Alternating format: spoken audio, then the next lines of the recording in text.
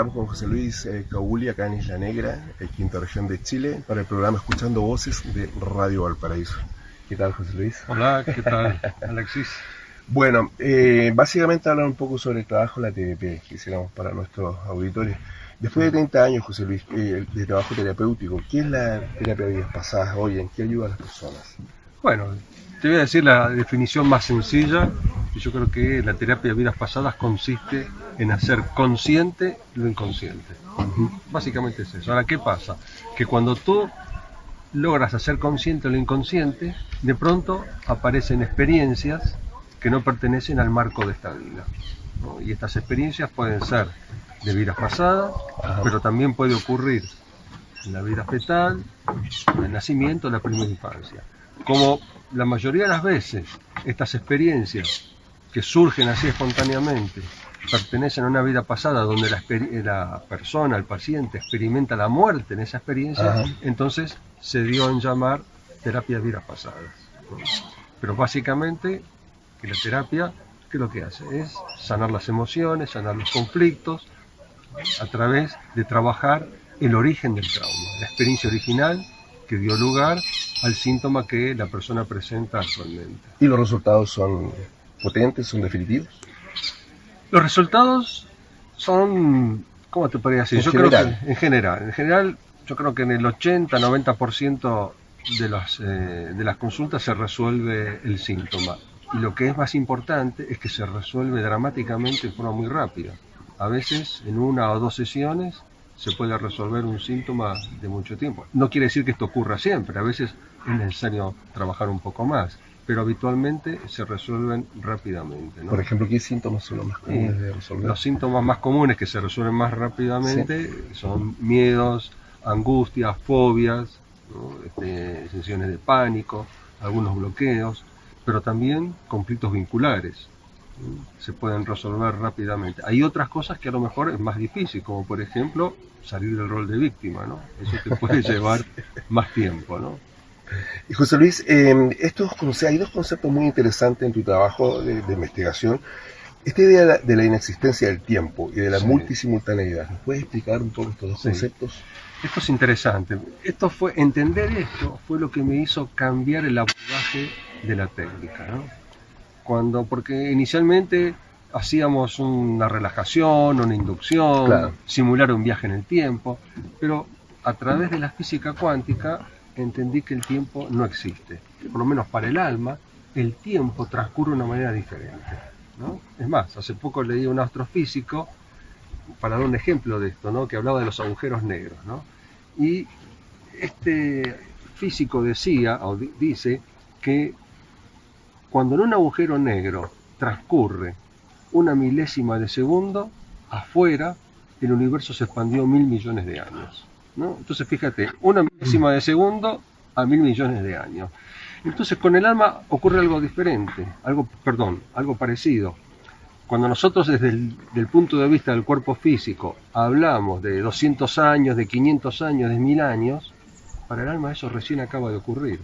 Entonces a lo mejor te ahogaste en el Titanic y esto significa que hay una parte de ti que todavía se está ahogando allí.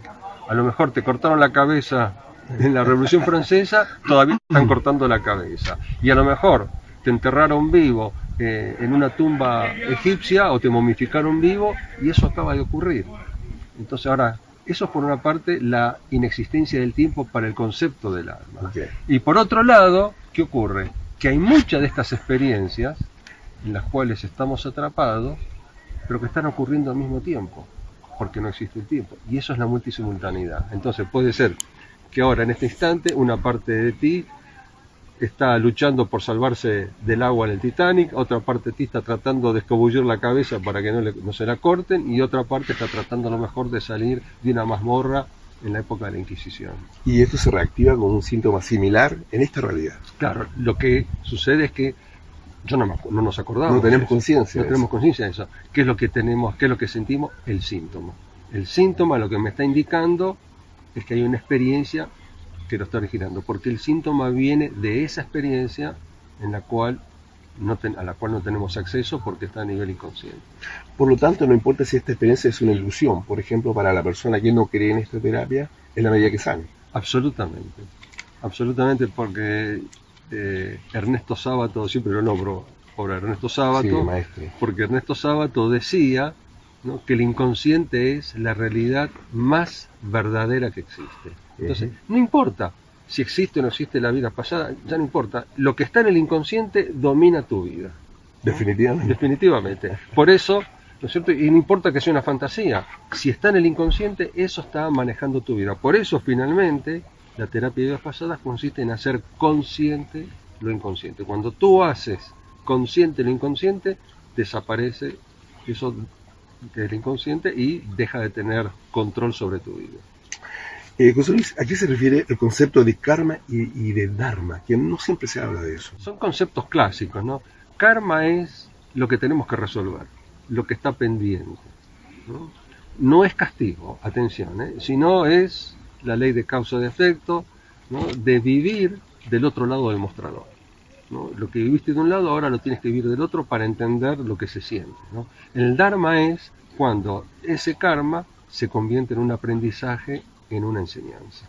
Ah, ok. Y esto aparece también, ¿no? La persona puede ser consciente del karma, por ejemplo, en una sesión. Bueno, a ver, no hablamos del karma. No. Aparece, pero no hace falta hablar del karma. Es decir, cuando tienes una persona que a lo mejor ha sufrido una infancia dura en esta vida, ¿no?, y cuando te vas al origen de esas experiencias de maltrato en esta vida, te aparece la persona en otra vida siendo ella el victimario, ahí entiendes que una cosa está relacionada con la otra. Eso es karma.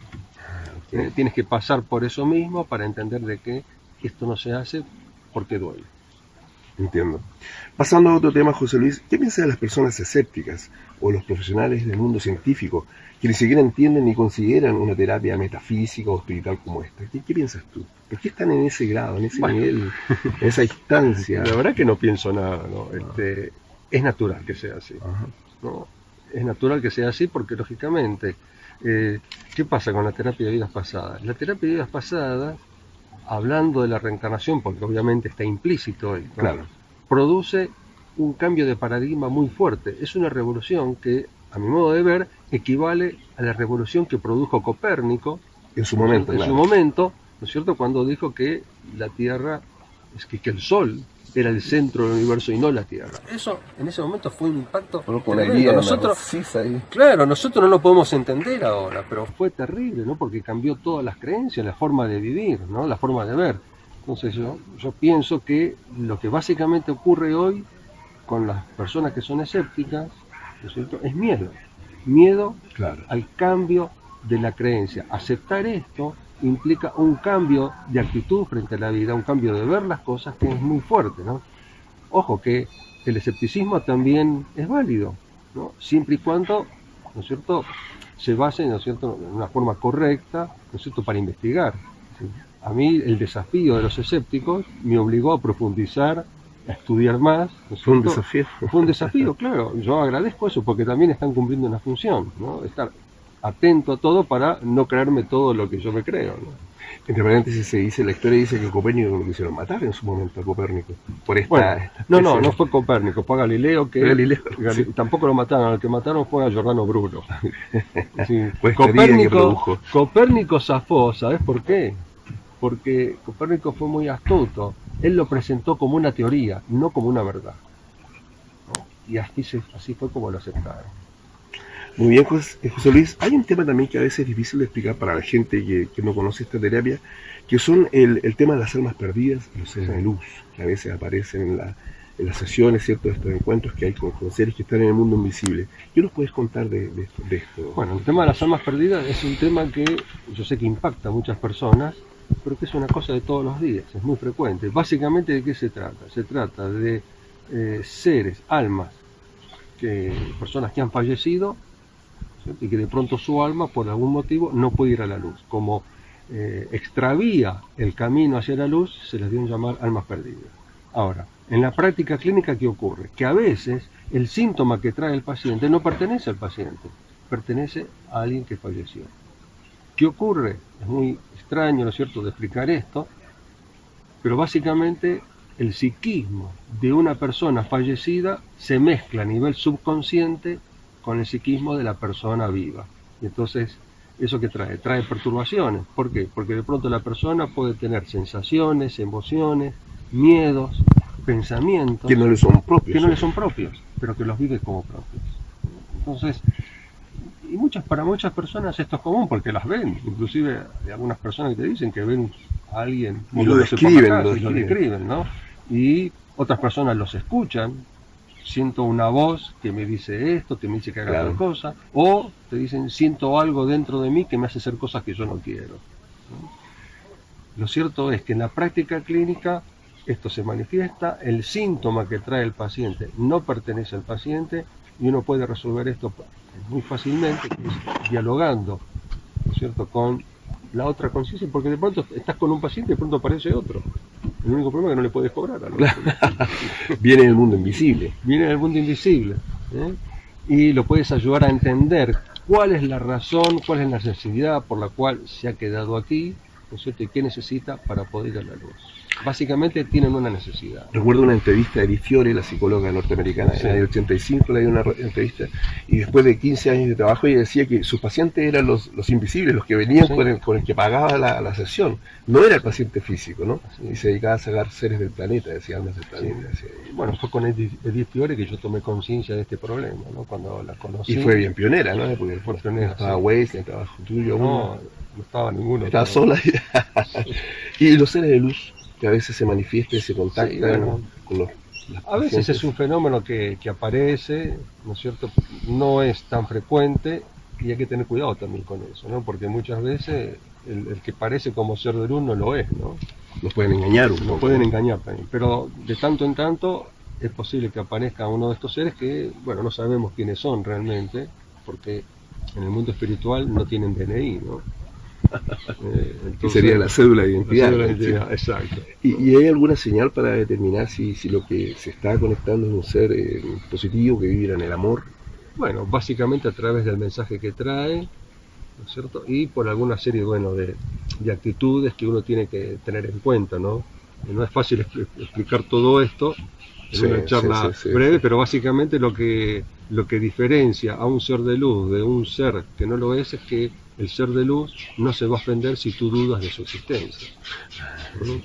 En cambio el otro sí. En cambio el otro el sí mistificador. el mistificador se va a ofender. Y se puede poner agresivo. Se puede poner agresivo, un ser de luz nunca te va a decir lo que tienes que hacer, un ser de luz nunca va a interferir en tu trabajo terapéutico, en cambio un alma perdida, un mistificador puede hacerlo, O ¿no? tocar el ego, ¿no? de la persona También. a través de mensajes. Así es.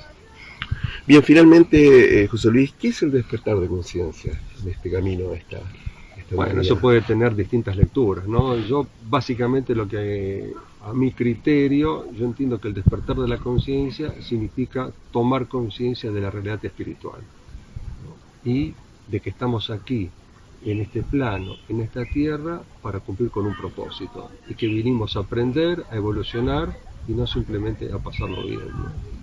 ¿Somos almas encarnadas? Somos almas encarnadas. ¿Se nos olvidó? Se nos olvidó. Somos, esto es interesante, somos un alma que utiliza un cuerpo y no un cuerpo con un alma. El cuerpo sería el vehículo, El entonces. vehículo, exactamente. El cuerpo es el vehículo, la herramienta de trabajo que nos permite manifestarnos en el mundo material. Y las emociones estarían atrapadas en este cuerpo, ¿no? Las emociones en realidad pertenecen al alma. Es el alma quien no ha resuelto los hechos de su historia, de sus experiencias anteriores y por lo tanto las revive en el cuerpo físico. A ver, cuando el cuerpo se muere no hay más emociones. Claro. Pero nos permite drenar todo esto que está atrapado. Sí. El cuerpo es lo que nos permite transmutar Transmutar, las energías, porque el alma es un campo de energía, entonces no puede desprenderse de esa energía. A nivel del alma las emociones son energía y necesita del cuerpo físico para poder drenarlas, para poder transmutarlas. Recuerdo que en el Kybalión se habla de esto, de Sí. transmutar las energías, que el universo es mental. El universo es mental. Finalmente, la mente racional nos limita a estar en contacto con esta realidad. Y absolutamente. No hay que despreciarla, porque la mente En racional... su justa medida. Claro, porque la mente racional es lo que nos ha permitido sobrevivir hasta aquí, es lo que nos permite manejar en este mundo, porque este mundo nos obliga a determinados parámetros, a determinadas conductas, a determinados hechos, ¿no es cierto? Pero hay que entender que somos algo más. Muy bien, gracias José Luis por esta charla. A ti, Alexis, por esta oportunidad. Gracias por compartir este momento. Bueno, escuchando voces, Radio Valparaíso acá en Isla Negra, quinta región, Chile. Gracias.